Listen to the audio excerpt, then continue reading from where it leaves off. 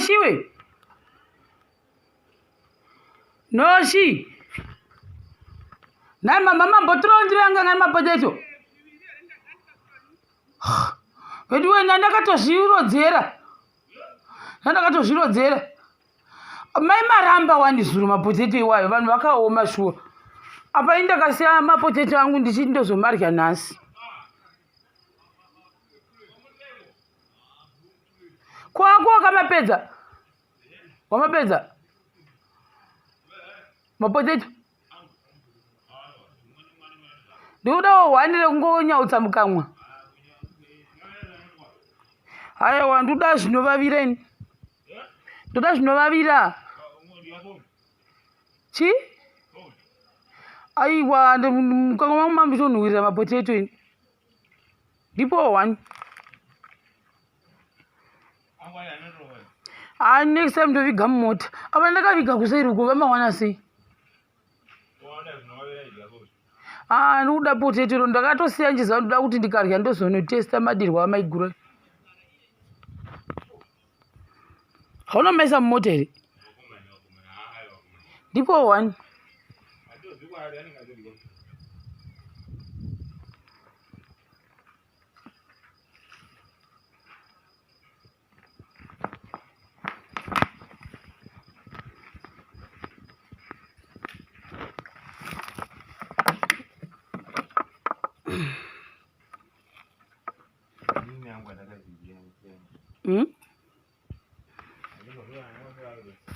Wadi?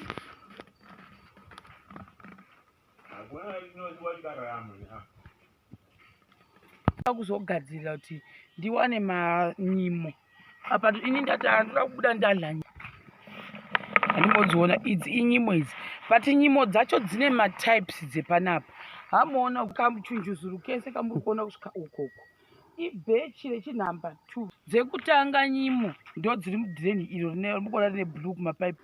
Idzodzo ndo dzihombe dzisingatombo dzokuti idzo type iyoyo manjika ndo dzakukohwewa kuti dzigonanikwa ndo dzimwe dzacho dzamunozoona dzogona kutakurwa. Asi idzodzo kana varipo vanenge vachidzida dziya dzadzino baba manje vanoda type idzo zokuti ukarya 4 ukanokora 4 or 5 watoguta.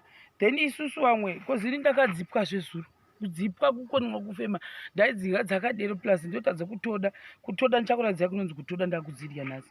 Ndaitadza kutoda ndoisa muruoko ndozodzakawanda kawanda. Dzinouya apa kana usina mvura. Ndakaperekwa nemweya kuti ndidanidzire ndakashaya ndodanzira sei ndoda kutaura yoya apa yoti ndakaona rima vanhu vaMwari tikati nondofa iri apa vanhu vari kucheka zviyo hapana ari kundiona ndobva ndazokwanisa kuti kuzvirova apa ndichishingirira ndichiti kusvika ndagona kuti ndivigire mvura wakambotondiseka ndobva ndazokota papasi kuti ndione kuti ndozvirova sei. Payakazoya ndo payakadzika yakanimandana apa. Saka ndakumwa zvetii ndakadzipiwa. Saka idzodzo type idzo mazikuru ari mazikuru chagokuratidzai mazikuru acho iwayo ari mazikuru kudaro anoda kumwa netii kana nedhiringi hadi kurya akadero. Asi plus ndandakune zviro usatadze kuisa muruoko dzakawanda itadze kutondera uchitorya kuda ndokuti usadzipiwa hambozvona. So iri ndo second batch ravo ndo dzichiri kuryika dzichiri kutapira dziya dzinekawo kuti unonzwa kuti ndichiri kurya zvinhu zvekutanga zhezha ndo dzinoidzi. Saka panapa uku ndo mabarwe ekupesera ari kudyika aya ndo anodzi munyoso ndizvo mama. Shit mama, munyoso uchauya kumashure. Kuti mama mchaita kuti ari kumamwe anoshafura aripo. Aripi? Kubinzi. Ndo mamwe mabagwe zvawo but ndambofungura kuti dhireni rineri ringaita zvimabagwe zvakatokura kudaiwo soko. Rino dhireni ndosiziva kuti bhosi akaita nyanya kuita musheche. Saka ndo vakangozongoitawo ndakatomboti maisa mabagwe achabuda here. Saka tichatsvaka mamwe ekuzoenda nawo kwagutu kubasa kwamupandawana kune vamwe ndodzokera nhasi. So ndo zviripo ndotsvaka futi magaka ndichazokuratidza kana ndapedza kupeka ndakuda kubuda nhasi without failure I have to go back kubasa nhasi. Uyezve guys, for the people. Mazenge edu tichakamirira pa10 aya.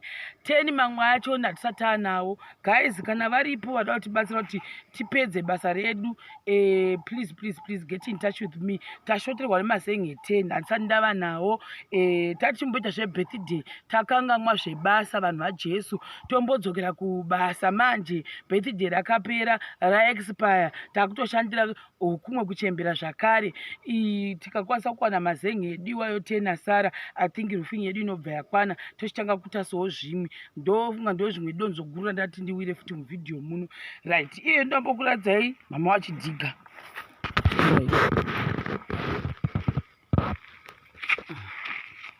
Right. So ini hangu ndachitadza kungodzura, ndini ndaita idzi dzese dzamukuona apa idzi. Hapachina chunhu apa. Ndini ndichiita idzi. So mama vauya nebadza vati ndotadze kudi. Saka nyangwe chiri chidzinde chitoko kuno dambe makadai. Dzakangoita nyimo guys, idzi ndo dzichiri fresh. Kuna vanhu vayeyo tindoda nyimo dziripo. Ndo dzesura nditi. Ndaya pa iri ziguru mazitsinda. Ndo machima nyimo kwedu kuno. Kutoti nyimo idze pasi. Kufana zvekubva pasi zvakanaka. Hatizoitise dzekungodzura uchisiyapo. Ndadai ndounganidza so. Ndaunganidza then ndogara pasi ndichitanhawa. Ndozvinobika nyimo dzangu dzinenge dzanaka. Saka apa munhu yaida nyimo fresh anodziwana here apa. Wapinda nekupi zvewe? Panopindika ipapo. Saka mungati waenda kumunda isu. Saka apa isaya pa group renyu asi manje apa unongoteera musho bvaipo nditi watatisi. Uyu ndo atotiyekera idzi dziri kusarira. Ini ndofarira kutoteta manje, handitombodya idzi, handitombodi nyimo inosara.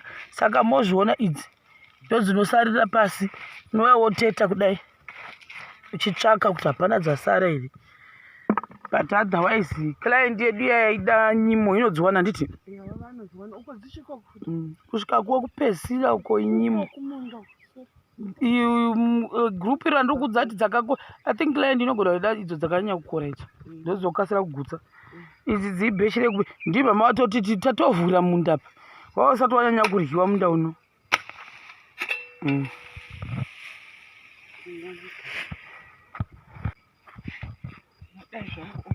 Itai futi kupesera.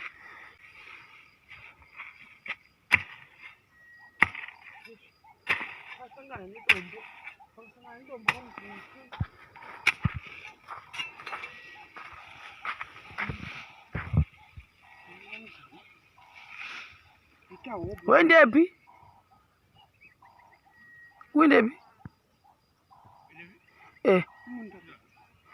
Munda here. Kwa zvazoda kuramba kumera plasi. Imi vanhu musadero tendai Mwari nguva ino. Idzi nyimo idzi tarirai muone ndodzoda kuramba kumera idzi. Tarirai muone guys. Ndiri kutaura kuti ibhechi rekungoti vanhu vangozoryawo zvararisiri planned, but rakatongobuda. Idzi ndedzokumashure sechekuti kana todya dzechinaka. Asi umu mune mazikuru. Idzi ndakazozvichairawo papo. Ambofunga kuti dhirendi rinoringaekereni ringabudisa chunhu.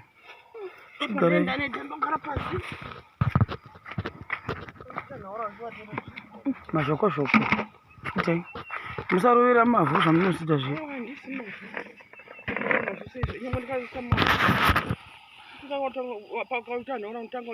Hadzidoni vamwe vanotoita zvokudai handinoona nyama yako iyi pasingadi kudai vanongodai so pasi haisi lebha here kudai so ungozonunga ndozvoitoitawo vamwe uko kunotori namwe akutovumbura izvozvo pamaricho kumazinyimo andokuudza kune vanhu vamaricho vari kutoshanda izvozvo kuti uri one goho racho hauripedzi vamwe futi imwe method handimoona imwe handidangu kuita 1-1 one example.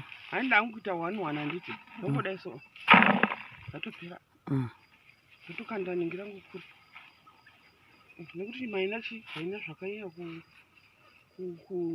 kubata senzungu orovera mubhaketi zvatovhara ndikuona zvakaita kuda sei ine hanzi ndabvisa mavhu ndongoida iso handingona handipana kuti 1 kodai zvatopera zviri izizvi asiwo mavhu dzopinda nemavhu asi zvinhu zvonotora bhaketi ndaidina mabhaketi azari nemvura azari nemavhu chiungura nchidai chibvisa mavhu sara mwoyo zvinoita ngobvisa mavhu sara pai guys ndazachidhori ndasimusoro toda kuyekera ndakuna kunotsvaka magaki mabhaketi novigira vanhu vari kubara handi togoita kunga uyu mbosi waisa moto muchama hamuna moto mira ndisendaisa moto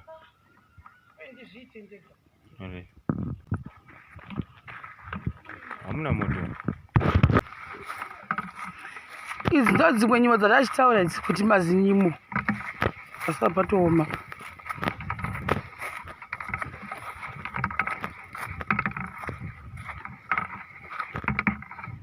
yesu zvaibvisa magaka acho ese sukai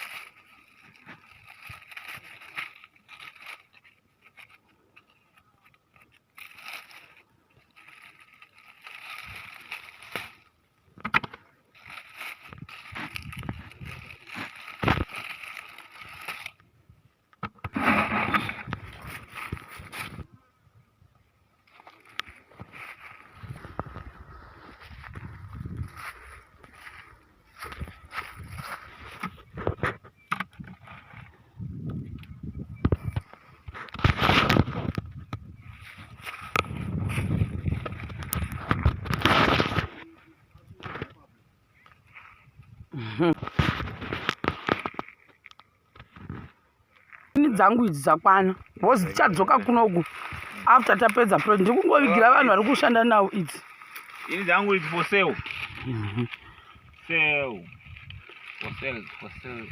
saka isi tabvawo uko kwasara takuinda tatingatidzisiye dzimwe dzekuzorya dzimwe dziri kungodonha dzoga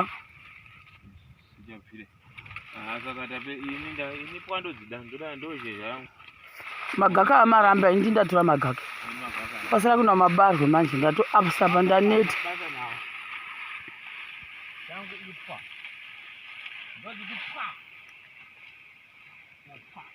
saka wapa marara uda unomadisira muruvazhe ndatosvika ndichibvisa inizvi zvokurwadza kudi zvonetsa kumendenezvo right ndaona nhanga rangu apo ndine rimwe nhanga futi raninaroko ndoda unobika nhopi ndakati dai ndakaziva ndakatora nhanga 1 iko kadai ndati mama pauri kuya andibigirawo nhanga 1 iri ndononzi shambai munin'ina wekazeni wavisi ndikuyaone rimwe racho rapa rakura iri yaone kukura kwarakaita inini ndakutora iri kuda mbonogadzira nhopi mbonogadzira namaisimba nhopi hamene kana vachiiziva kuti vanoigona kuigadzira ini ndogona kuigadzira atogadzira nechiri rake chakaita chimbezo indiyo ndosikaino saka chamba rangu handipaipa dzangu ndaona kuti chichimeza ndikagona kutora ndichiita tombotokera zvawandisa